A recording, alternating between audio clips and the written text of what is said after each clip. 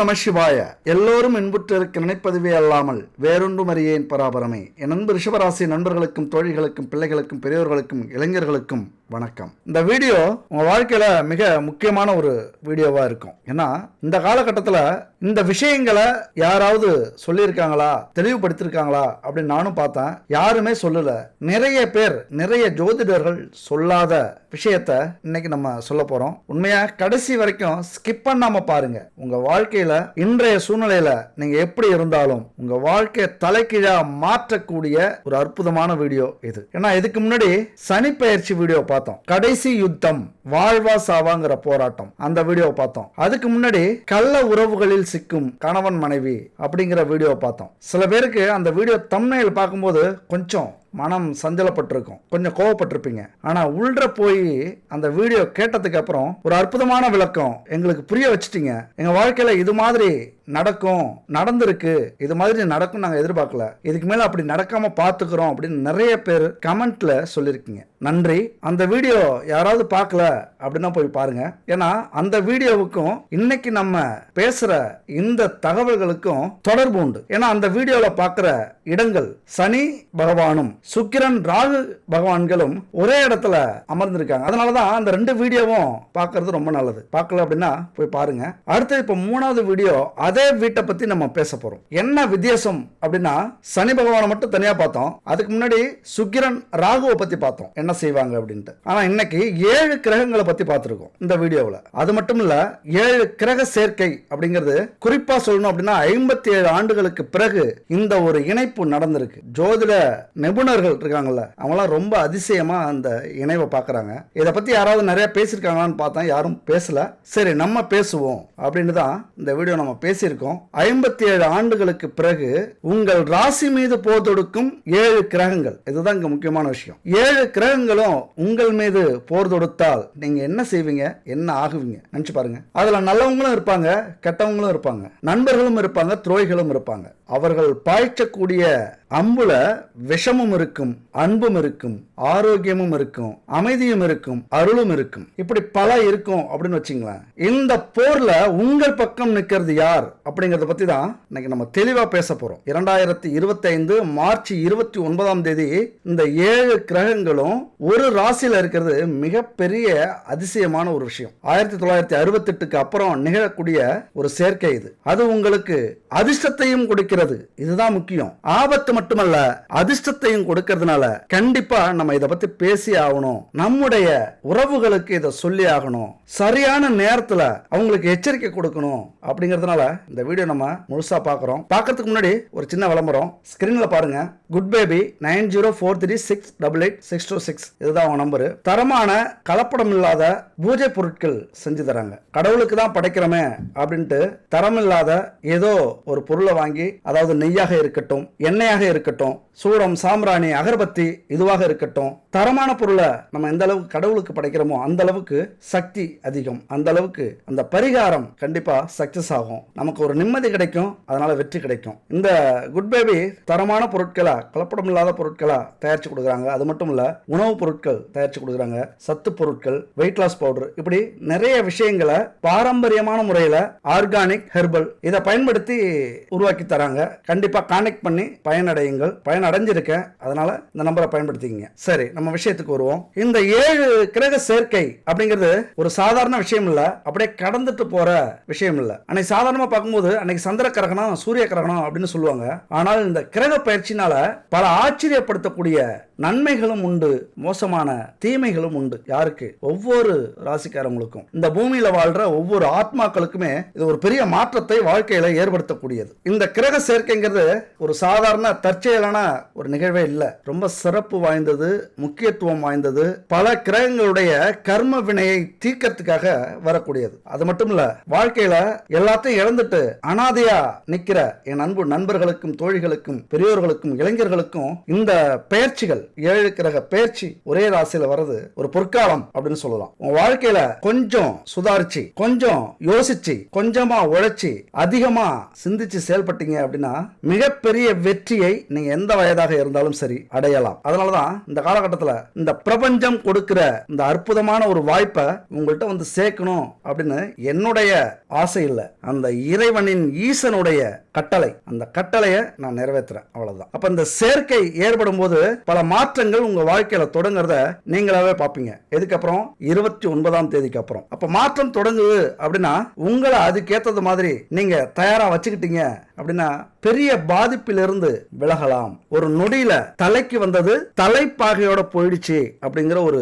விஷயத்தை நீங்க கேள்விப்பட்டிருப்பீங்க. அந்த மாதிரி வரக்கூடிய விபத்தை அப்படியே ஓரம் கட்டிட்டு ஒதுங்கிக்கிறது, வரக்கூடிய வாய்ப்புகளை பயன்படுத்திக்கிறது. அதனால இந்த 7 கிரக பயிற்சி ரொம்ப முக்கியமானது. குறிப்பா சொல்லணும் அப்படின்னா எந்தெந்த கிரகம் பயிற்சி ஆகுது அப்படின்னு பாத்தீங்க அப்படின்னா சூரியன், சந்திரன், புதன், சுக்கிரன், சனி, ராகு, அப்புறம் நீங்க கேள்விப்படாத இன்னொரு கிரகம் ஒன்று இருக்கு.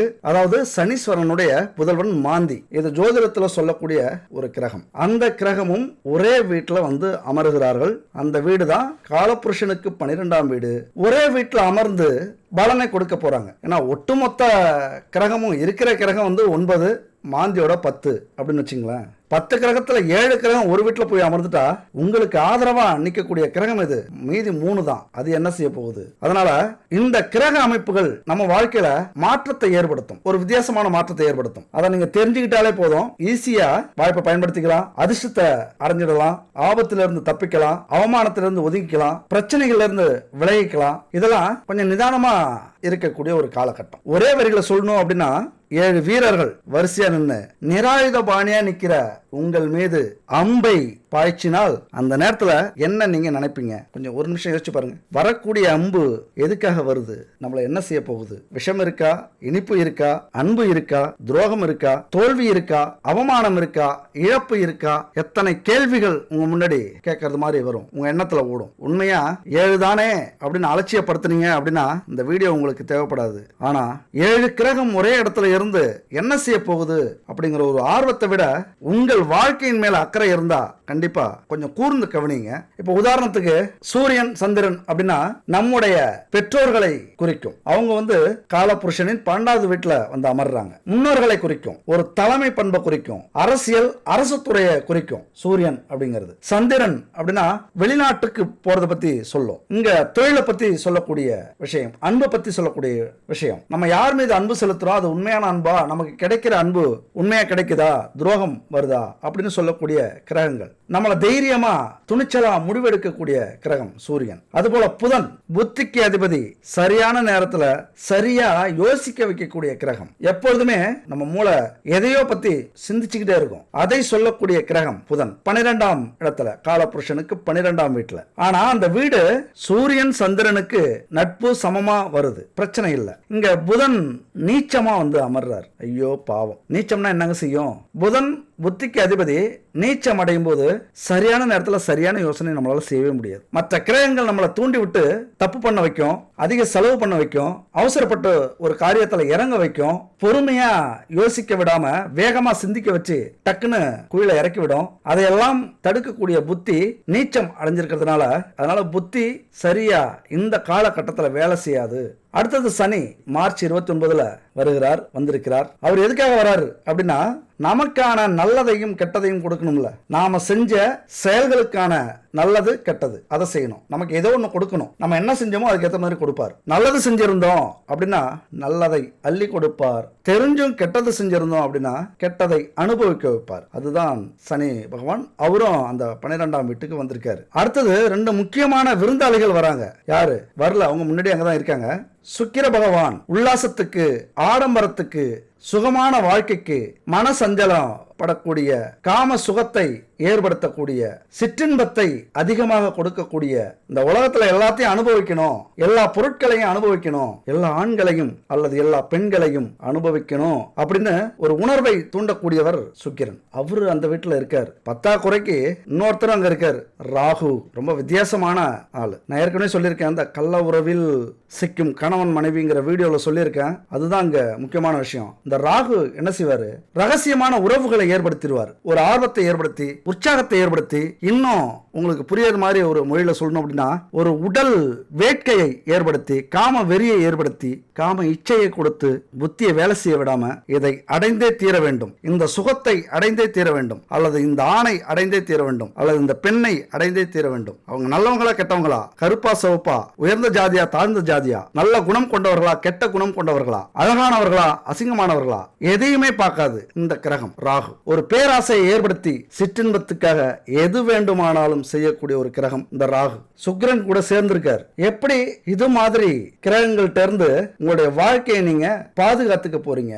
அடுத்தது மாந்தி, சனியினுடைய புதல்வன் மாந்தி. சுட்டி பையன் மாதிரி, அதாவது சனிக்கு பிறந்த குட்டி சனி எப்படி இருக்கும்? கொஞ்சம் அவசரப்பட்டு டக்கு டக்குன்னு நம்ம எதையாவது சிக்கி விட்டு போடும். குட்டி சனி எப்படி இருக்கும் அப்படின்னா, நம்ம யோசிச்சுக்கிட்டு இருப்போம், ஒரு பாதையில போயிட்டு இருக்கோம், 2 பாதை தெரியுது, நம்ம யோசிப்போம். ஆனா அந்த மாந்தி என்ன செய்யும்? குட்டி சனிங்கிற மாந்தி டக்குன்னு ஒரு பாதையில போக வச்சிரும். உல்லாசம் போகட்டும் அப்படின்ட்டு. அங்க நல்ல பாதையா கெட்ட பாதையா நம்ம யோசிச்சுக்கிட்டு இருப்போம். அதெல்லாம் யோசிக்க வேண்டாம், விடு போகட்டும், போய் பார்த்துக்கலாம், நல்லதோ கெட்டதோ. நம்முடைய அதிர்ஷ்டம் அது நல்ல பாதையாக இருந்தா நல்ல பாதையில போகும், கெட்ட பாதையா இருந்தா கெட்ட பாதையை கொண்டு போய் விடும். இதுதான் மாந்தி. இப்படிப்பட்ட கிரகங்கள் 7 கிரகங்கள் ஒரே ராசியில இருக்கு. அதுவும் சுக்கிரன் உச்சம் பெற்று இருக்கு. சுக்கிரன் உச்சம் பெற்றா என்ன?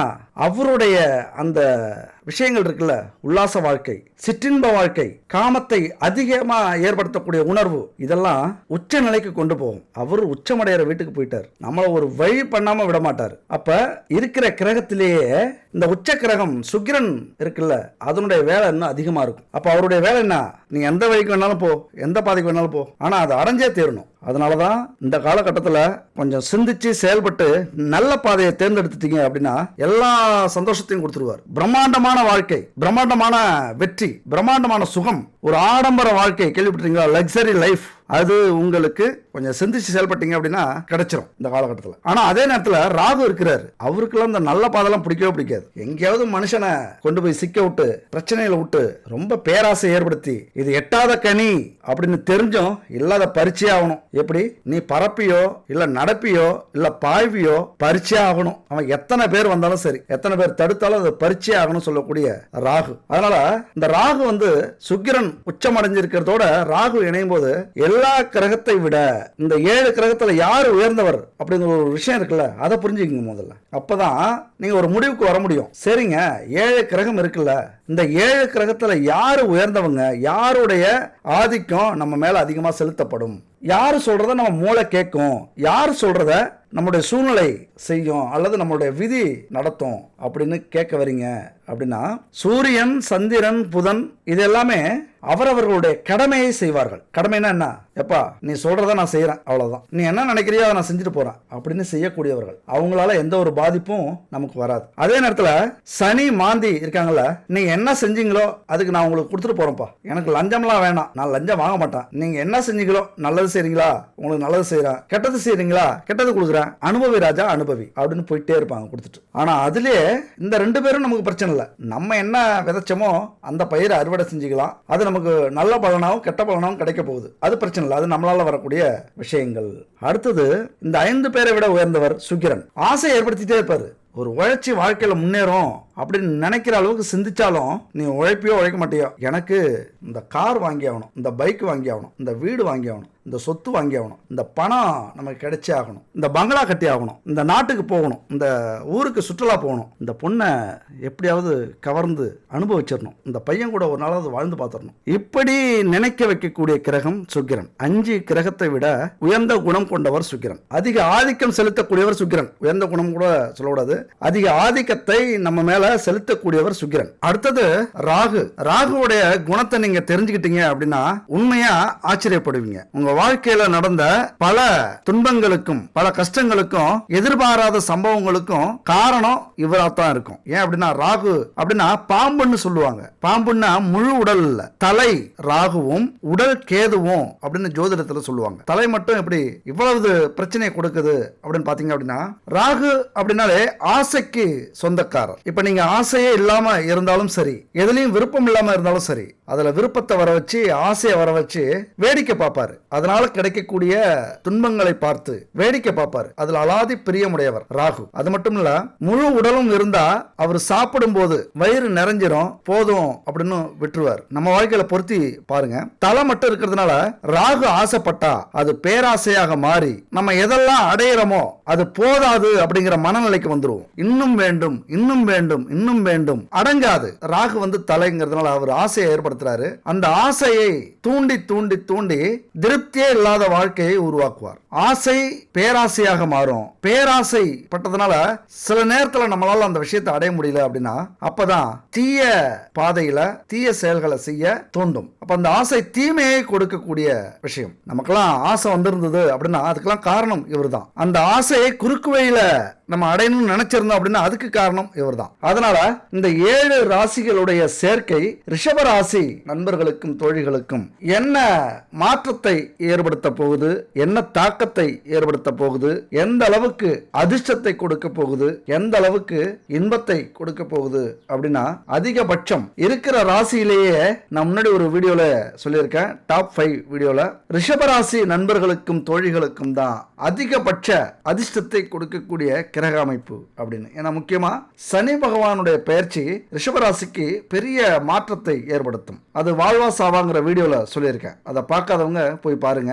ஏன்னா உங்களுடைய அதிர்ஷ்டத்தை நீங்க புரிஞ்சுக்கிட்டாதான் அடுத்தது என்ன செய்யணும், இந்த 2.5 ஆண்டுகளை நீங்க எப்படி பயன்படுத்திக்கணும் அப்படிங்கறத உங்களால புரிஞ்சிக்க முடியும். வாழ்க்கையில பெரிய வாய்ப்பை மிஸ் பண்ணாம தக்க வச்சுப்பீங்க. ஏன்னா ரிஷபராசிக்கு 11ஆம் இடத்துல லாபஸ்தானத்துல 30 ஆண்டுக்கு அப்புறம் சனி பகவான் அமர்ந்திருக்கிறார். ஒரு சிக்ஸர் இல்ல, 6 பந்துக்கு 6 சிக்ஸர் மிஸ்ஸே ஆகாது. ஏன்னா இன்னைக்கு பல பிரச்சனைகளை சிக்கி தவிச்சிருப்பீங்க. குடும்ப பிரச்சனை, தொழில் பிரச்சனை, வேலை பிரச்சனை, முக்கியமா உங்க வாழ்க்கையில கடன் பிரச்சனை. யோசிக்காம கடன் வாங்கி அது நல்லதுக்கோ கெட்டதுக்கோ அந்த நேரத்துல சில சந்தோஷங்களை அனுபவிக்கிறதுக்காக பல கடன்களை வாங்கி பெரிய கடனாளியா உருவாகி இருக்கிறதுக்கான வாய்ப்புகள் உண்டு. அது மட்டும் இல்ல, 3வது நபர்களுடைய தலையீட்டால உங்க வாழ்க்கையில பெரிய பூகம்பமே நடந்திருக்கும். மன உளைச்சலுக்கு ஆளாகி இருப்பீங்க. நிம்மதி இல்லாம பயணம் செஞ்சுக்கிட்டு இருப்பீங்க, வாழ்க்கை நடத்திக்கிட்டு இருப்பீங்க. அதுல போன சனியில 2.5 ஆண்டுகள் ஓரளவுக்கு ஒரு தொழில் ஏற்படுத்தி இருப்பீங்க, ஒரு வேலைக்கு சேர்ந்திருப்பீங்க. உங்க வாழ்க்கையில இதுதான் இனிமே நம்முடைய பொருளாதாரத்தை காப்பாற்ற போகுது அப்படின்னு ஏதையாவது ஒன்று பிடிச்சிருந்திருப்பீங்க. ஆனா லாபம் வந்திருக்குமா அப்படின்னா ரொம்ப கஷ்டம். இந்த காலகட்டத்தில் இப்பவே நீங்க உணர ஆரம்பிச்சிருப்பீங்க. கொஞ்சம் கொஞ்சம் லாபம் வர்றத பார்க்க ஆரம்பிச்சிருப்பீங்க. உங்க புத்தி தெளிவா ஆவறதை நீங்க பார்க்க ஆரம்பிச்சிருப்பீங்க. நிறைய விஷயங்களை உங்களுடைய தொழில் சார்ந்து, வேலை சார்ந்து, உத்தியோகம் சார்ந்து, வியாபாரம் சார்ந்து கத்துக்க ஆரம்பிச்சிருப்பீங்க. அந்த கத்துக்கணுங்கிற ஒரு தூண்டுதல் இப்போ உங்களுக்கு வந்திருக்கும். இதுக்கு எல்லாத்துக்குமே காரணம் அந்த 12ஆம் வீட்டில் இருக்கிற சனி பகவான், சுக்கிர பகவான், இன்னும் உங்களுடைய விருப்பத்தையும் ஆசையையும் பல மடங்கு அதிகப்படுத்துற ராகு பகவான், கொஞ்சம் யோசிக்கிற புதன் பகவான், இவர்கள் எல்லாமே இந்த லாப வீட்டில் இருக்கிறதுனால ஒட்டுமொத்தமா அதிக பிரச்சனையை விட அதிகமான நன்மைகளையும் யோகத்தையும் அதிர்ஷ்டத்தையும் இவங்க 7 பேரும் கொடுக்கறதுக்காக தயாரா இருக்காங்க. அதனாலதான் உண்மையா மார்ச் 29ஆம் தேதிக்கு அப்புறம் மிகவும் கொடுத்து வைத்தவர்கள் லிஸ்ட்ல ரிஷபராசி நண்பர்களும் தோழிகளும் வர்றீங்க. தயவு செஞ்சு இந்த வாய்ப்பை மிஸ் பண்ணிடாதீங்க. நீங்க எல்லாத்தையும் வெறுத்திருக்கலாம், குடும்பத்தை வெறுத்திருக்கலாம், வேலையை வெறுத்திருக்கலாம், தொழிலை வெறுத்திருக்கலாம், வாழ்க்கையை வெறுத்திருக்கலாம், நீங்க நம்பினவங்களை வெறுத்திருக்கலாம், காதலர்களை, காதலிய, ஒட்டுமொத்த உலகத்தையும் வெறுத்திருக்கலாம். ஆனா உங்களுக்காகவே இந்த பிரபஞ்சம் இந்த 7 பேரை உங்க லாபஸ்தானத்துக்கு கொண்டு வந்து சேர்த்திருக்கிறார். இது உங்களுடைய ஆட்டம், இது உங்களுடைய காலம். யானைக்கு ஒரு காலம் வந்தா பூனைக்கு ஒரு காலம் வரும் அப்படிங்கிற தத்துவம் இன்னைக்கு உங்களுக்கு செயல்பட்டு இருக்கு. நீங்க பூனையா இருந்தாலும் புலியாக கூடிய காலகட்டம், பயன்படுத்திக்கங்க. இந்த வாழ்க்கையே வெறுத்திருப்பீங்க. ஆனா அந்த வெறுப்புல இருக்காம கொஞ்சம் நமக்கு இன்னொரு வாழ்க்கை இருக்கு, நமக்கு இன்னொரு உலகம் இருக்கு, நம்ம குழந்தைகளுக்காக, மகனுக்காக, மகளுக்காக, கணவனுக்காக, மனைவிக்காக, பெற்றோர்களுக்காக இன்னொரு வாழ்க்கையை வாழ்ந்து பார்ப்போம். எல்லாருமே அவங்கவுங்க சூழ்நிலைக்கு ஏற்றது மாதிரி நம்ம கிட்ட நடந்துக்கிட்டாங்க. அது அவருடைய விதி, கர்மா. அவர்களுக்கு கிரகங்கள் செய்த இது மாதிரியான சூட்சமங்களாக இருக்கலாம், சூழ்ச்சிகளாக இருக்கலாம், பகைமைப்படுத்திருக்கலாம் உங்களை. ஆனாலும் உங்களுடைய சந்தோஷத்தை விட்டு கொடுக்காதீங்க. உங்களுடைய உயர்வு, உங்களுடைய புகழ், உங்களுடைய முன்னேற்றம் இந்த காலகட்டத்தில் மிக முக்கியமானது. ஏன்னா இன்னைக்கு அலட்சியமா இருந்துட்டீங்க, இந்த 2.5 வருஷத்துல அலட்சியமா இருந்துட்டீங்க, வாய்ப்புகளை பயன்படுத்தாம அமைதியா இருந்துட்டீங்க, நம்ம விதி இதுதான் அப்படின்னு சோர்வா இருந்துட்டீங்க அப்படின்னா அடுத்த 2.5 ஆண்டுகள் மட்டுமில்ல 7 ஆண்டுகள் 7.5 ஆண்டுகள் மிக மிக முக்கியமான ஆண்டுகள். ஏன்னா உங்களுக்கு வரக்கூடியது ஏழரை சனி. அதற்கு நீங்க இப்பவே தயாராகிறது ரொம்ப ரொம்ப முக்கியமானது. இது பயமுறுத்தல, எச்சரிக்கை. எப்படியா இருந்தாலும் ஏழரை சனியோட குணத்தை காட்டாம இருக்காது, கண்டிப்பா காட்டும். தயாரா இருந்துட்டீங்க அப்படின்னா அந்த பாதிப்பு உங்களை பெருசா பாதிக்காது. அதையும் கடந்து எல்லாத்தையும் எதிர்க்கக்கூடிய, எல்லாத்தையும் தாங்கிக்கக்கூடிய, எல்லாத்தையும் சமாளிக்கக்கூடிய வலிமையும் பொருளாதாரமும் தன்னம்பிக்கையும் உங்களுக்கு கிடைச்சிடும். வேற வழியே இல்ல. உங்க வாழ்க்கையில இப்ப நீங்க எழுந்திரிச்சு செயல்பட்டு தான் ஆகணும். கணவன் பார்த்துப்பாரு, பிள்ளைங்க பார்த்துக்கும், அம்மா அப்பா பார்த்துப்பாங்க, அக்கா தங்கச்சி அண்ணன் தம்பிங்க பார்த்துப்பாங்க அப்படிங்கிற ஒரு நம்பிக்கையோட இருக்கவே இருக்காதீங்க. தன் கையே தனக்கு உதவி. உங்களது முயற்சி தான் உங்களுக்கு வெற்றியை கொடுக்கும், புகழை கொடுக்கும், நிம்மதியை கொடுக்கும். இதெல்லாம் என்னுடைய சொந்த கருத்து இல்ல, சொந்த எச்சரிக்கை இல்ல, இறைவனின் கட்டளை. இறைவன் உங்களுக்கு கொடுத்திருக்கிற வாய்ப்பு அப்படின்னு நினைச்சுக்கீங்க. நீங்க எது தொட்டாலும் அது அப்படியே சக்சஸா முடிய போதுங்க. அப்ப தொடர்ந்தும் தொடாதும் உங்களுடைய துணிச்சலை பொறுத்து இருக்கு. எது தொட்டாலும் அது லாபம் தான். அப்படியே பூரிச்சு போயிடுவீங்க, சந்தோஷத்துல திளைச்சு போயிடுவீங்க. உங்களை பார்த்தாலே எல்லாருக்கும் நம்பிக்கை வர ஆரம்பிச்சிடும். நீங்க அழகா இருக்கீங்களோ அசிங்கமா இருக்கீங்களோ, ஆனா இந்த காலகட்டத்தில் உங்களை யார் பார்த்தாலும் ரொம்ப அழகா தெரிவிங்க, ரொம்ப ஸ்மார்ட்டா தெரிவிங்க, கொஞ்சம் சுறுசுறுப்பா தெரிவிங்க. உங்களை பார்க்கும்போதே அவங்களுக்கு ஒரு எனர்ஜி கிடைக்கும். பெரிய அனுபவசாலி மாதிரி பேச ஆரம்பிச்சிருவீங்க. அதனால இந்த காலகட்டத்தை பயன்படுத்திக்கிட்டு மிகப்பெரிய ஒரு வாய்ப்பை மிஸ் பண்ணாதீங்க. அவ்வளவு ஒரு அற்புதமான காலகட்டம் இன்னும் சொல்ல போனா. ஏன்னா சனி பகவான் பாதகாதிபதியா இருந்தாலும் அது உங்களுக்கு நட்பு கிரகம். அதனால பாக்கியத்துக்கும் திரிகோணத்துக்கும் அதிபதியா சனி வராரு. உங்களுடைய 10ஆம் அதிபதியும் 9ஆம் அதிபதியும் 11ஆம் வீட்டுல பயணிக்கிறது மிகப்பெரிய லாபத்தை, யோகத்தை கொடுக்கக்கூடிய ஒரு அமைப்பு. அதனால நான் சும்மா சொல்லல. அது மட்டும் இல்ல, சுக்கிரனும் ராகுவும் சேர்ந்திருக்காங்க. உலகத்துள்ள அத்தனை சந்தோஷத்தையும் அனுபவிக்கக்கூடிய ஒரு வாய்ப்பு. எல்லாத்துக்கும் தயாராயிடுவீங்க. எல்லாமே நீங்க நினைச்சது நடக்கும். கனவுல கூட நினைச்சிருக்க மாட்டீங்க இதெல்லாம் நடக்கும் அப்படின்னு. நீங்க முயற்சி பண்ணுங்க, கண்டிப்பா நடக்கும். ரொம்ப அதிக ஆர்வத்தை ஏற்படுத்தும். இந்த சுக்கிரனும் ராகுவும் அதிக ஆர்வத்தை ஏற்படுத்தும். இங்க என்ன பிரச்சனை தெரியுமா? எல்லாத்துமேலே ஆசை வரும். வெறும் ஆசை மட்டும் வராது, அது கொஞ்சம் கொஞ்சமா அதிகரிச்சு அதிகரிச்சு பேராசையாக மாறும். நீங்க அதுக்கு ஈடு கொடுக்கல அப்படின்னா, அந்த ஆசையை நிறைவேற்றத்துக்கு நீங்க முயற்சி பண்ணல, அதற்காக உழைக்க ஆரம்பிக்கல, அதுக்காக திட்டம் தீட்ட ஆரம்பிக்கல அப்படின்னா அது விரக்தியாக மாறும். குறுக்கு வழியில பயணம் செய்ய மனசு தூண்டும்.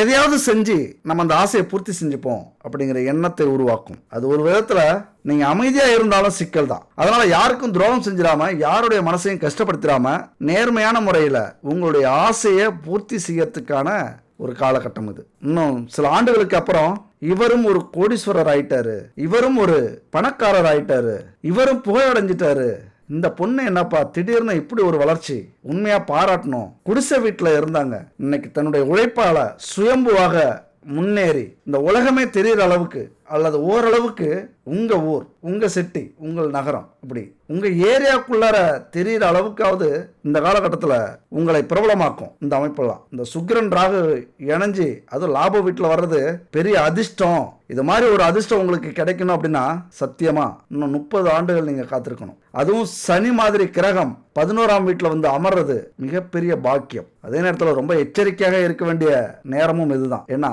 அதிக உணர்ச்சிகளை தூண்டக்கூடிய ஒரு காலகட்டம், அதிக காம உணர்வை ஏற்படுத்தக்கூடிய ஒரு காலகட்டம், அதிக பாலியல் ஆசைகளை இந்த காலகட்டத்தில் ஏற்படுத்தும். அதனால உங்கள் வளர்ச்சியை இதுவெல்லாம் தடுக்கும். இயல்பாகவே ரிஷபராசி அப்படின்னா அன்பு, காதல், காமம் இதெல்லாம் அதிகம் உண்டு. அளவுக்கு அதிகமான இந்த விஷயத்துல ஆசைகள் உண்டு. ஆனா அதே நேரத்துல வாழ்க்கையில ஜெயிக்கணும் அப்படிங்கிற எண்ணமும் இருக்கும். கண்டிப்பா பிறக்கும் போது எப்படி வேணாலும் பிறப்பீங்க. ஆனா உங்களுடைய கடைசி காலகட்டத்துல மிகப்பெரிய கோடீஸ்வரராக இந்த உலகத்துல எல்லாத்தையும் அனுபவிக்கிற, எல்லா சுகங்களையும், எல்லா ஆடம்பர வாழ்க்கையை அனுபவிக்கிற ஒரு நபராகத்தான் நீங்க வாழ்வீங்க. அதனால இந்த காமத்தை அல்லது பாலியல் ஆசைகளை கொஞ்சம் கட்டுப்படுத்திக்கக்கூடிய ஒரு காலகட்டம். எங்க எப்படி யாருக்கிட்ட பயன்படுத்தணும் அப்படிங்கிறத புரிஞ்சிக்கக்கூடிய ஒரு காலகட்டம், புரிஞ்சு வச்சிருக்க வேண்டிய சூழ்நிலை. அதிக எதிர்பாலின ஈர்ப்பு உங்களுக்கு இந்த காலகட்டத்தில் ஏற்படும். பார்க்குறவங்க எல்லாம் காதல் செய்ய மனசு தூண்டும். பார்க்குற ஆண்கள், பார்க்குற பெண்கள், இப்படி உறவுகளை ஏற்படுத்தி கொள்ள மனசு தூண்டிக்கிட்டே இருக்கும். அதாவது பல பிரச்சனைகள் இருக்கலாம், பல போராட்டங்கள் இருக்கலாம், பல இழப்புகள் இருக்கலாம், பல அவமானங்களை சந்திச்சிருக்கலாம். ஆனாலும் இது ஓரத்துல செயல்பட்டுக்கிட்டே இருக்கும். இது ஒரு குழப்பத்தை உருவாக்கிடும். உங்களை மற்ற விஷயத்துல இருக்கிற உணர்ச்சிகளிலேயே இருக்கிற ஆசைகளிலேயே நம்மளை ரொம்ப ஆட்கொள்ளக்கூடிய ஆதிக்கம் செலுத்தக்கூடிய ஒரு ஆசை. இந்த ஆசை தானே காதலாக இருந்தாலும் காமமாக இருந்தாலும் இந்த ஆசைங்கிறது மிக முக்கியமானது. நம்ம எவ்வளவு பெரிய லட்சியத்துல வேணாலும் இருக்கலாம், ஆனா இதுக்கு அடிமை ஆகிட்டோம், இதுக்கு இடம் கொடுத்துட்டோம் அப்படின்னா நம்முடைய வளர்ச்சியை மிகப்பெரிய தடுப்பாக தடுத்துரும். ரொம்ப முன்னேறவே விடாம, ரொம்ப பிரச்சனையில கொண்டு போய் விட்டு முன்னேற விடாம செஞ்சிடும். இந்த காலகட்டத்தில் நல்லதும் அதிகம் நடக்கும். இது மாதிரியான சிற்சில விஷயங்கள் கெட்டதையும் நடக்க வைக்கும். காதல் தோல்வியை உருவாக்கும். காதல் தோல்வி அடைஞ்சிட்டு அதிலிருந்து மீண்டு வர்றதுக்கு 2.5 ஆண்டுகள் முடிஞ்சிடும். அப்போ உங்களுடைய வளர்ச்சி இப்படிதான். பல பேர் வாழ்க்கையில் அந்தந்த காலகட்டத்தை பயன்படுத்திக்காம இழந்துட்டு அந்தந்த கிரக மாற்றங்கள் வரும்போது பெரிய கஷ்டத்துக்கும் துன்பத்துக்கும் ஆளாகிறது. கேட்டா என் பிறப்பே அப்படிதான், என் விதி அப்படி அப்படின்னு அது மேல பழிய போட வேண்டிய சூழ்நிலை. இந்த காலகட்டத்தில் உங்களது வளர்ச்சி தான் முக்கியம். அது மட்டும் இல்ல, 11ஆம் வீட்டுல சூரியனும் சந்திரனும் இருக்கிறது பல பயன்களை கொடுக்கும். குறிப்பா சூரியன் சந்திரன் 2 பேரும் நட்பு கிரகங்கள். அதனால அதிகாரத்தை உங்களுக்கு வாங்கி கொடுக்கும். நீங்க எந்த தொழில ஈடுபட்டாலும், எந்த வேலையில ஈடுபட்டாலும், எந்த செயல்ல ஈடுபட்டாலும் அதுல ஒரு அதிகாரம் இருக்கும், அதுல ஒரு ஈர்ப்பு இருக்கும், உங்க பேச்சுக்கு ஒரு மதிப்பு இருக்கும், மரியாதை இருக்கும். எதிரிகளாக இருந்தாலும் கட்டுப்படுவார்கள் உங்களது பார்வைக்கும் உங்களது பேச்சுக்கும். சந்திரன் மனதை குறிக்கக்கூடியது. இந்த காலகட்டத்தில் பல குழப்பங்களுக்கு ஆளாவீங்க. இந்த சந்திரனும் ஒரு முக்கிய காரணம். உங்களை குழப்பறதுக்கு சந்திரனும் மிக மிக முக்கிய காரணம். நீங்க தெளிவு அடையிறது தான் ரொம்ப முக்கியமான விஷயம். அதில் உங்களது குழப்பத்துக்கு காரணம் இந்த சந்திரனாகவும் இருக்கும். இதே சந்திரன் வெளிநாட்டு வருமானத்தை அல்லது நீர் சார்ந்த தொழில, நீர் சார்ந்த வேலையில, உணவு சார்ந்த தொழில் வேலை, இதுல நல்ல வருமானத்தை கொடுக்கும். ஆனா மனசையும் பாதிக்கும். எதிர்பாராத அதிர்ஷ்டங்களையும் நன்மைகளையும் கொடுக்கக்கூடிய அமைப்பு இந்த சூரியன் சந்திரன் எல்லாம். அதுபோல அதிக லாபம், நல்ல நண்பர்கள் உருவாக்கும், சமூகத்துல நல்ல பேரை கொடுக்கும், அதிகார பலம், பதவி உயர்வு, சில நேரத்தில் அகங்காரம் ஏற்படும், கோபம் ஏற்படும், பெரிய அளவுல பணத்தை விரயம் செய்யக்கூடிய தீமையும் நடக்கும். இந்த அதிகாரத்தால எனக்கு எல்லாம் தெரியுங்கிற எண்ணம் வந்துடும். அப்ப சரியா செய்றீங்களா தப்பா செய்றீங்களான்னு தெரியாம போயிடும். இங்க புதன் நீச்சம், இது ஒரு சிக்கல். இந்த வீட்டுல புதன் நீச்சம் அடைஞ்சு இப்ப அமர்ந்திருக்கிறாரு. எதையுமே யோசிக்காம செஞ்சிருவீங்க. அதே நேரத்தில் அதிக ஆசைகள் ஏற்படும், திடீர் மாற்றங்கள் ஏற்படும், விரக்தியும் ஏற்படும். 7 கிரகம் அமர்ந்திருக்கிறது ஒரு நிலையில உங்களை செயல்படுத்த வைக்காது. ஏன்னா மாத்தி மாத்தி பேசிட்டு இருக்கேன் அப்படின்னு யோசிக்காதீங்க. அந்த கிரக அமைப்புகள் அப்படி. 7 கிரகம் இருந்ததுன்னா 7 கிரகங்களுக்கும் 7 குணங்கள் உண்டு, 7 காரகத்துவங்கள் உண்டு, 7 விதமான. அப்ப என்ன நடக்கும்? நம்ம குடும்பத்துக்கு 7 பேர் விருந்தாளிகள் வராங்க. 7 பேரும் ஒரே மாதிரி இருப்பாங்களா? நல்லவங்களாவே, நண்பர்களாகவே, விரோதிகளாக, துரோகிகளாக, சூழ்ச்சி செய்பவர்களாக, இப்படி பல விதத்துல இருப்பாங்க. அந்த மாதிரி தான் நம்ம வாழ்க்கைய ஒரு நிலைக்கு இல்லாம பல நிலைகளை, பல குழப்பங்களை ஏற்படுத்தக்கூடிய ஒரு அமைப்பு இது. இதை புரிஞ்சுக்கிட்டீங்கன்னா தெளிவாயிடுவீங்க. அவ்வளவுதான். இது ஒரு சாதாரண வீடியோ இல்ல. உண்மையா இறைவன் கொடுத்த பிரசாதம், வரப்பிரசாதம் அப்படின்னு சொல்லலாம். ஏன்னா எல்லாருமே சொல்ல மாட்டாங்க, இது இறைவன் என் மூலியமா உங்களுக்கு சேர்க்க வைக்கிறார் அப்படின்னு நினைச்சீங்க. இது அதிகப்படியா கூட இருக்கலாம். நான் இப்ப சொல்ற வார்த்தை அதிகப்படியா கூட இருக்கலாம். ஆனா இதுதான் 100க்கு 100 உண்மை. உத்தியோகம், வியாபாரம், தொழில், எல்லா விஷயத்திலும் நல்ல பலன் உண்டு. முயற்சி பண்ணீங்க, சிந்திச்சு செயல்பட்டீங்க அப்படின்னா மிகப்பெரிய வெற்றி உங்களால அடைய முடியும். பெண்கள்லாம் ரொம்ப தைரியமா செயல்படுவீங்க. என்ன முயற்சி பண்றீங்களோ அது வெற்றி கிடைக்கும். தொழில் எப்படி பார்த்தாலும் அந்த காலகட்டத்தில் 100க்கு 100 இல்லைங்க, 100க்கு 500% உங்களுக்கு அற்புதமான காலகட்டம். ஒரு சில பிரச்சனையை மட்டும் சரியா கையாளுங்க. நான் சொன்ன மாதிரி மனசை அமைதிப்படுத்துறது, மனசை குழப்பிக்காம இருக்கிறது, மனம் சஞ்சலம், காம விஷயத்துல ஈடுபடுறது, அதுல ஒரு யாருக்காவது நம்ம கணவனுக்கோ மனைவிக்கோ, வருங்கால கணவருக்கோ மனைவிக்கோ துரோகம் செய்யாம இருக்கீங்க அப்படின்னா உங்களுடைய வாழ்க்கை, அடுத்தடுத்த வாழ்க்கை சிறப்பா இருக்கும். 7.5 சனி வரும்போது எல்லாத்துலயும் அது காட்டி கொடுத்துரும். ரொம்ப எச்சரிக்கையா இருங்க. இந்த காலகட்டத்தில் இந்த 2.5 வருஷம் ஏதாவது மிஸ் பண்ணிட்டீங்க அல்லது ஏதாவது தப்பு பண்ணிட்டீங்க அப்படின்னா அந்த 7.5 வருஷத்துல மொத்தமும் வச்சு செஞ்சிடும்.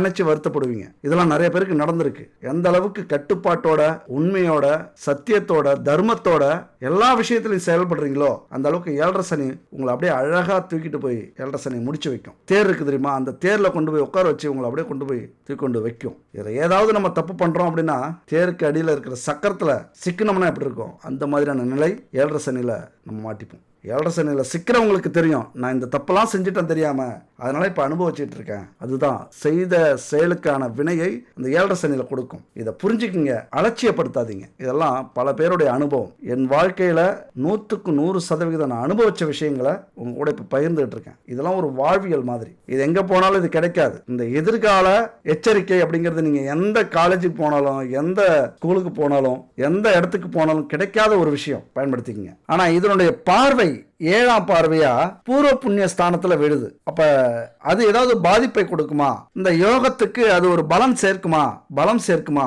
அப்படின்னு நீங்க கேட்டீங்க அப்படின்னா, 7ஆம் பார்வை இந்த 7 கிரகங்களுடைய பார்வையும் ஒரே வீட்டுல விழுது.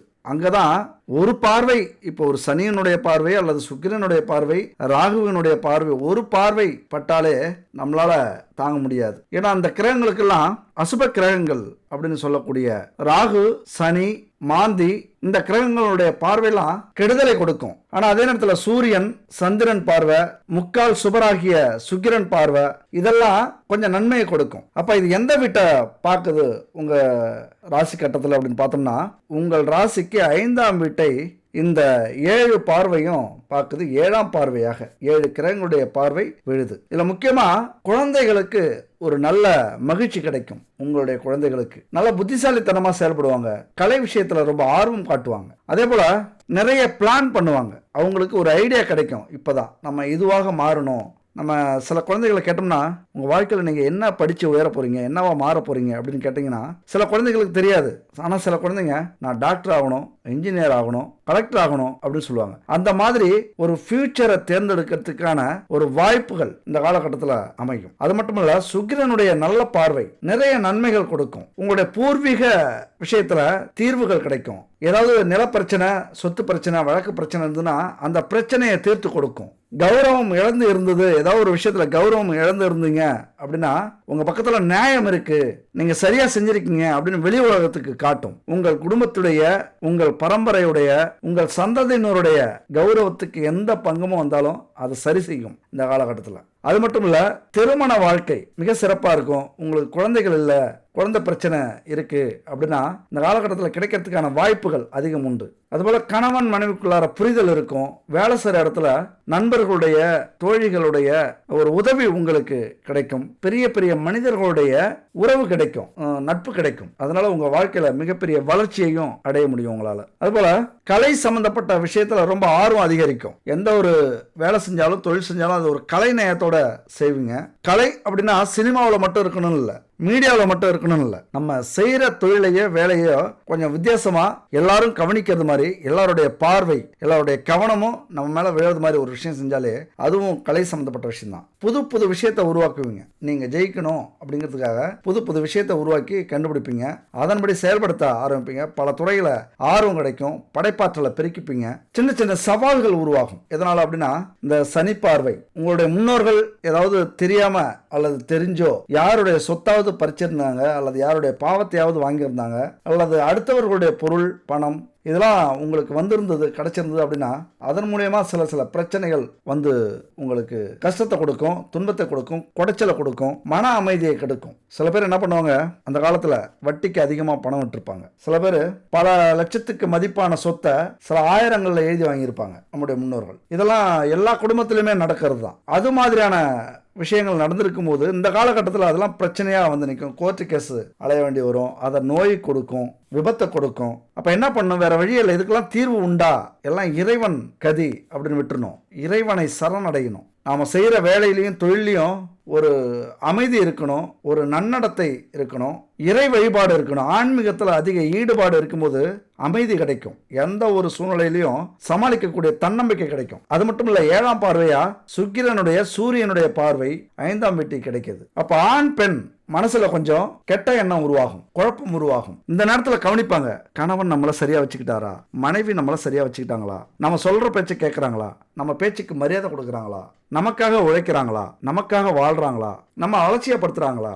இது எல்லாமே இந்த காலகட்டத்தில் இந்த பார்வையினால தோண ஆரம்பிக்கும், ஒரு குழப்பத்தை உருவாக்க ஆரம்பிக்கும். நீங்க எப்படி இருக்கீங்க அப்படிங்கிற விஷயத்த இப்பெல்லாம் யோசிக்க வைக்கும், கணவன் மனசுலயோ மனைவி மனசுலயோ. அப்ப என்ன பண்ணோம், ஏதோ நம்ம வந்து ஒரு தவறு செஞ்சிட்டோம்னா, அல்லது மதிக்காம இருந்தோம் அப்படின்னா, அல்லது நம்ம எதிர்பார்க்கறது நம்முடைய துணை கிட்ட கிடைக்கல அப்படின்னா, அடுத்தவர்களை எதிர்பார்க்கக்கூடிய, அடுத்தவர்கள்ட்ட அதை அடையக்கூடிய வாய்ப்பை உருவாக்கும் எண்ணம் வரும், பிரிவு வரும், இன்னொரு திருமணம் செஞ்சுக்கலாம் அப்படிங்கிற யோசனை வரும். அது மட்டும் இல்ல, இந்த சூரியன், சந்திரன் இதனுடைய பார்வையெல்லாம் மனசுல மிகப்பெரிய குழப்பத்தை ஏற்படுத்தும். இந்த கணவன் நமக்கு தேவையா, இந்த மனைவி நமக்கு தேவையா, எந்த ஒரு புண்ணியமே இல்லைன்னா நம்ம ஏன் இங்கே இருக்கணும், தேவையில்லாத பிரச்சனையை உருவாக்கும். எப்போதோ நடந்திருக்கிறத மனசில் வச்சுக்கிட்டு இப்போ பேச ஆரம்பிப்பாங்க. ஏன்னா நல்லதும் உண்டு, இந்த கிரக பார்வைக்கு கெட்டதும் உண்டு. ஒரு நிமிஷத்துல யோசிக்காம இதே பேசிடுவோம், அது எங்கேயோ போய் நிற்கும். அது மட்டும் இல்ல, மனைவிக்கு அல்லது இளம் பெண்களுக்கு இந்த காலகட்டத்தில் மிகப்பெரிய குழப்பம் ஏற்படும். கண்மூடித்தனமா காதலிக்க ஆரம்பிச்சிருவீங்க,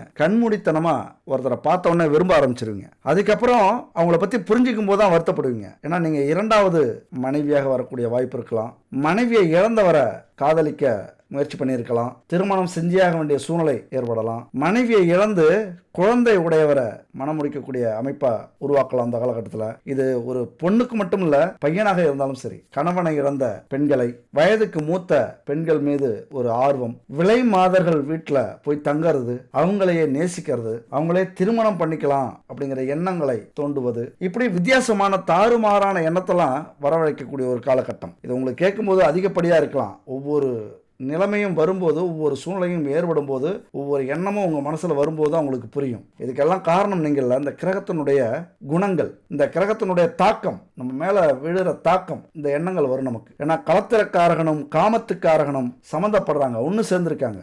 உடல் உணர்ச்சிகள் ஏற்படும், காம இச்சைகள் அதிகரிக்கும். ஆனா பொண்ணா, பெரியவங்களா சின்னவங்களா, கருப்பா சிவப்பா, கௌரவமானவர்களா கௌரவம் இழந்தவர்களா, மதிப்பானவர்களா மதிப்பு இல்லாதவர்களா, இப்படி எதையுமே பார்க்க விடாம அந்த ஆசையை பூர்த்தி செய்யக்கூடிய அமைப்பு மட்டுமே எண்ணம் இருக்கும். அந்த எண்ணம் மட்டுமே ஓங்கி நிற்கும். என்ன செய்யும், அடுத்தவங்களை நம்ம பார்க்கும்போது நம்ம குடும்பத்தில் அந்த தாம்பத்திய திருப்தி கிடைக்காது, எதையோ ஒரு எதிர்பார்ப்பு இருந்துகிட்டே இருக்கும். அதிகப்படியாக எதிர்பார்ப்பீங்க குடும்பத்தில், அது கிடைக்காத போது வெளியில எதிர்பார்க்கிற எண்ணம் கிடைக்கும். இப்படி நன்மையும் தீமையும் கலந்த ஒரு கலவையாகத்தான் இந்த 7 கிரகங்களுடைய அமைப்பும் இருக்கு, பார்வையும் இருக்கு. முக்கியமா உங்க கௌரவத்தை பாதிக்கக்கூடிய, உங்க கௌரவத்துக்கு புகழை சேர்க்கக்கூடிய இடத்துல இந்த 7 பார்வைகளும் விழுது. சில கிரகங்களால கௌரவம் உயரும், சில கிரகங்களால கௌரவம் இறங்கும். அதான் சொல்லிட்டேன் எந்த மாதிரியான கிரகம் அப்படின்ட்டு. சூரியனால உங்களது மதிப்பு உயர்ந்தால் ராகுவால உங்களது மதிப்பு இறங்கும், கௌரவம் போகும். சந்திரனால உங்களது எண்ணம் மேலோங்கி உங்கள் வளர்ச்சியை நோக்கி இருந்ததுன்னா சுக்கிரனால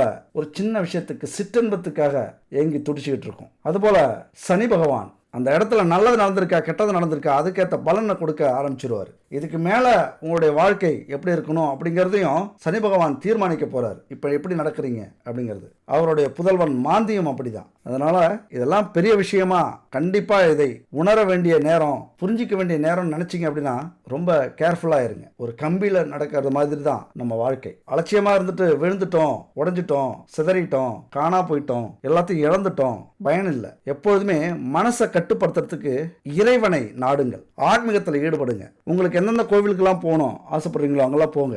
எந்தெந்த தெய்வம் வணங்கணுமோ ஒரு 10 நிமிஷம் மனசஞ்சலப்பட்டா பூஜை ரூம்ல போய் உட்காந்துருங்க, இல்லைன்னா சாமி போட்டோ வச்சு உட்காந்துருங்க, ஒரு லட்சுமி விளக்கு ஏற்றி அதுக்கு முன்னாடி உட்காந்துருங்க. ஏன்னா அந்த எண்ணங்கள் எங்கேயோ உங்களை கொண்டு போய் விடுது அப்படின்னு மட்டும் உங்க மனசுல நீங்க நினைச்சுக்கணும். அதனால என் அன்பு நண்பர்களே, உறவுகளே, 1000 கஷ்டங்கள் வந்தாலும், 1000 பேர் எதிர்த்து நின்னாலும், இந்த உலகத்துல யாருமே இல்லை அப்படின்னு நினைச்சாலும் இறைவன் இருக்கிறான். இறைவா, உன்னுடைய திருவிளையாடலில் நான் ஒரு நடிகன், உன்னுடைய நாடகத்துல எனக்கு ஒரு வாய்ப்பு கிடைச்சிருக்கு, எனக்கு ஒரு பாத்திரம் கொடுத்துருக்கீங்க, அதன்படி நான் நடிக்கிறேன். அதுக்கப்புறம் இந்த நாடகத்தின் கிளைமேக்ஸ் எப்படி கொண்டு போவீங்க அப்படிங்கிறது உங்க கையில இருக்கு. அதையும் நீங்களே இயக்கிடுங்க, எழுதி முடிச்சிருங்க அப்படின்னு சொல்லிடுங்க. அதனால எத்தனை கஷ்டம் வந்தாலும், துன்பம் வந்தாலும், துயரம் வந்தாலும் கலங்காத மனதை உருவாக்கிக்கிங்க. தன்னம்பிக்கையை கைவிட்டுறாதீங்க. கடலளவு கிடைத்தாலும் மயங்க மாட்டேன், அது கையளவே ஆனாலும் கலங்க மாட்டேன், உள்ளத்திலே உள்ளதுதான் உலகம் கண்ணா, இதை உணர்ந்து கொண்டேன் துன்பமெல்லாம் விலகும் கண்ணா, உணர்ந்து கொண்டேன் துன்பமெல்லாம் விலகும் கண்ணா, ஆட்டிவித்தால் யாரொருவர் ஆடாதாரே கண்ணா, ஆசை என்னும் தொட்டிலே ஆடாதாரே கண்ணா, நீ நடத்தும் நாடகத்தில் நானும் உண்டு, நீ நடத்தும் நாடகத்தில் நானும் உண்டு, என் நிழலில் கூட அனுபவத்தில் சோகம் உண்டு. எவ்வளவு அற்புதமான பாட்டு. நம்ம வாழ்க்கையில இந்த மாதிரியான பாட்டெல்லாம் ஒரு தெய்வத்திற்கும் மனிதர்களுக்கும் இடையான அந்த உறவு எப்படி இருக்கு, இந்த வாழ்க்கையில என்ன நடக்குது, இதுக்கெல்லாம் காரணம் யாரு, நாம என்ன செய்யணும், நாம எப்படி புரிஞ்சுக்கணும் அப்படிங்கறதெல்லாம் இது மாதிரியான பாடல்கள் நம்மளை உணர வைக்குது. இந்த பாட்டெல்லாம் உணர்ந்தீங்க, புரிஞ்சுக்கிட்டீங்க அப்படின்னா எவ்வளவு பெரிய கஷ்டமா இருந்தாலும் உங்களை ஆட்கொள்ளாது, உங்க மேல ஆதிக்கம் செலுத்தாது. அதனாலதான் அப்பப்ப இந்த மாதிரியான பாடல்களை நம்ம பாடுறது. பல வார்த்தைகள் சொல்லக்கூடிய அர்த்தத்தை இது மாதிரி சில பாட்டு வரிகள் சொல்லிடும், டக்குன்னு உங்களுக்கு புரிஞ்சிக்க முடியும். அதனாலதான் அந்த மாதிரி பாட்டை நம்ம உதாரணத்துக்கு எடுக்கிறது. அடுத்தது, இத்தனை கிரகங்களும் நம்ம மேல போர் தொடுக்கும் போது நம்ம பக்கம் நிக்கிறது யார் அப்படிங்கிற ஒரு கேள்வி வரும். நமக்காக நிக்கிறது யார் அப்படிங்கிற ஒரு எதிர்பார்ப்பு வரும். யாரும் இல்ல, இறைவன் தான், ஈசன் தான். அந்த ஈஸ்வரனை நம்பினார் கைவிடப்படார், என்னைக்குமே கைவிட மாட்டார். விஷ்ணு, பிரம்மா, சிவன், இந்த மும்மூர்த்திகள்ல சிவபெருமானுகிட்ட மட்டும்தான் வரங்களை எளிதா நம்ம பெற முடியும். இன்னைக்கு ஞானிகள், சித்தர்கள் எல்லாருமே சிவபெருமான்கிட்ட தான்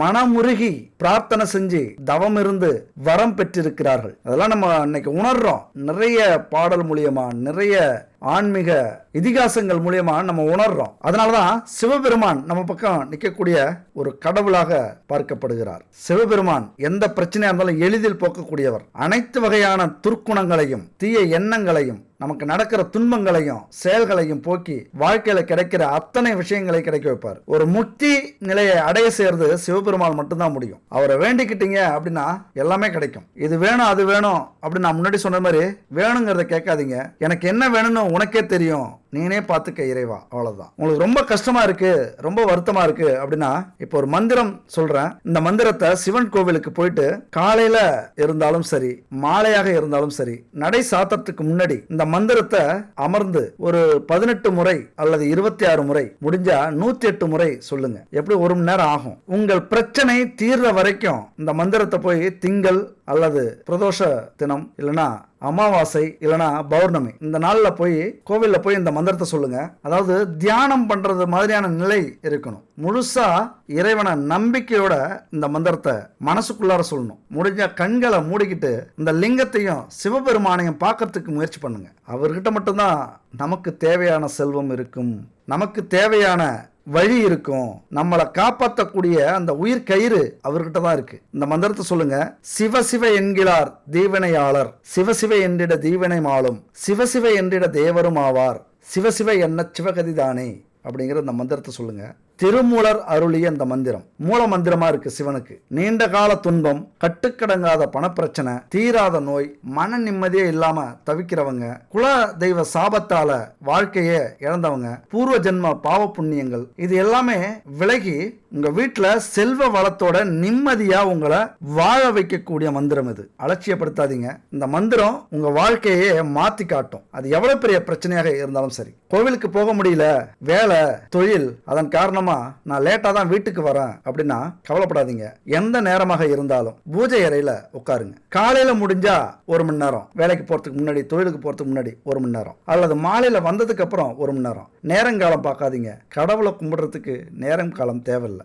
1 மணி நேரம், முடிஞ்ச வரைக்கும் 108 முறை இந்த மந்திரத்தை சொல்றீங்க அப்படின்னா உங்க வாழ்க்கையில மிகப்பெரிய மாற்றத்தை ஏற்படுத்தக்கூடியது. எப்பொழுதுமே விடாதீங்க.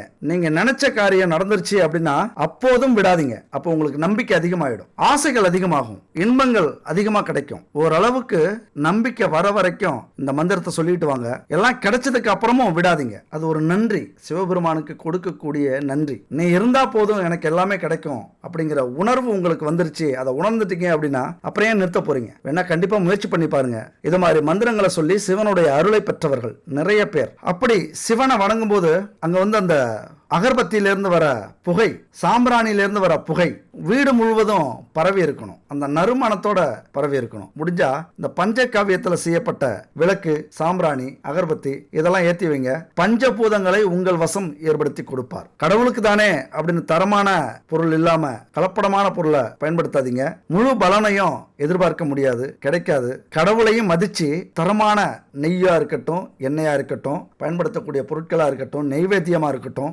எதுவாக இருந்தாலும் தரமா உங்க மேல நம்பிக்கை வச்சு, கடவுள் மேல நம்பிக்கை வச்சு அந்த பொருட்களை பயன்படுத்தி இந்த பூஜையை செய்யுங்க. அடுத்தது, இந்த 7 கிரகத்தையும் நம்ம வாழ்க்கை வெற்றிக்காக பயன்படுத்திக்கணும், வேஸ்ட் பண்ணக்கூடாது அப்படி நினைச்சீங்க அப்படின்னா ஒரு 10 விஷயம் சொல்றேன், கவனமா கேளுங்க. இந்த 10 விஷயம் உங்க வாழ்க்கையை மாற்றும். முதல்ல, இலக்கை சரியாக முடிவு செய்யுங்க, ஆசைப்படுங்க, அதற்கான இலக்கை முடிவு செய்யுங்க. அதை பத்தின எல்லா தகவல்களையும் திரட்டுங்க. இரண்டாவது, சரியான முடிவுக்கு வாங்க. மூன்றாவது, கால நிர்ணயம் ரொம்ப முக்கியம். உங்க வாழ்க்கையில நீங்க ஜெயிக்கணும் அப்படின்னா கால நிர்ணயம் ரொம்ப ரொம்ப முக்கியம். அதுக்கு ஏத்தது மாதிரி நான்காவது, நிதி எங்க இருந்து வரும், அதை எப்படி நம்ம உருவாக்கணும், அதற்காக எவ்வளவு கஷ்டப்படணும் அப்படின்னு நீங்க முடிவு செய்யணும். ஐந்தாவது, கண் துஞ்சாமல், பசி நோக்காமல், இடைவிடாமல், சோர்ந்து போகாமல் தன்னம்பிக்கையோட உழைக்கணும். ஆறாவது, எந்த தடைகள் வந்தாலும் அதை தாண்டக்கூடிய மனப்பக்குவத்தை வளர்த்துக்கணும். ஏழாவது, விமர்சனங்களுக்கு செவி கொடுக்காமல் சுறுசுறுப்பா இயங்குங்க. 8, நேர்மை, உண்மை, தன்னம்பிக்கை, விடாமுயற்சி, தளராத நம்பிக்கை எந்த ஒரு விஷயமாக இருந்தாலும் இருக்கணும். 9, உங்களை சுற்றி எப்பொழுதும் நேர்மறை சிந்தனை, நேர்மறையான நபர்கள், நேர்மறையான செயல்கள் இருக்கணும். 10, ஆன்மீகத்துல முழு ஈடுபாடு இருந்தது, முழு ஈடுபாடை செலுத்தினீங்க அப்படின்னா உங்களுக்கு மன அமைதி கிடைக்கும். அதனால என்ன நினைக்கிறீங்களோ அதை செய்ய முயற்சி பண்ணுவீங்க, தெளிவா சிந்திச்சு செயல்படுவீங்க. அப்புறம் என்ன, வெற்றி உங்களுக்கு தான். வெற்றி மீது வெற்றி வந்து உங்களை சேரும். அதை வாங்கி தந்த பெருமையெல்லாம் உங்கள் அர்ப்பணிப்பையும் உழைப்பையும் வந்து சேரும். நல்வாழ்த்துக்கள் நண்பர்களே. அடுத்த ஒரு அற்புதமான வீடியோல சந்திக்கலாம். நன்றி, வணக்கம்.